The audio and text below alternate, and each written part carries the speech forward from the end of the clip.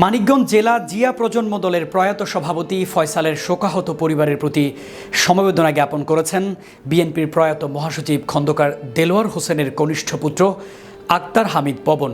শুক্রবার শিবালয় উপজেলার নবগ্রাম নিজ বাড়িতে ফয়সালের কুলখানিতে উপস্থিত হয়ে শোকাহত পরিবারের সদস্যদের সাথে কুশল বিনিময় করেন তিনি।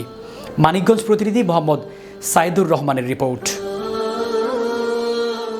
এ সময় আক্তার হামিদ পবন জেলা জিয়া প্রজন্ম দলের প্রয়াত সভাপতি ফয়সালের কবর জিয়ারত করে ফয়সালের বিদেহী আত্মার মাগফিরাত কামনা করেন এবং তার সহধর্মিণী সন্তান ও পিতামাতার সাথে কুশল বিনিময় করেন এবং যে কোনো পরিস্থিতিতে শোকাহত পরিবারের পাশে থাকবেন বলেও আশ্বস্ত করেন। পরে বিকেলে শিবালয় উপজেলার পাটুরিয়া পদ্মা রিভারভিউ রিসোর্টে উপজেলা বিএনপির সকল অঙ্গ সহযোগী সংগঠনের নেতাকর্মীদের সাথে বিএনপির ভারপ্রাপ্ত চেয়ারম্যান তারেক রহমানের রাষ্ট্র কাঠামো মেরামত ৩১ দফা বাস্তবায়নের করণীয় বিষয়ে মতবিনিময় করেন।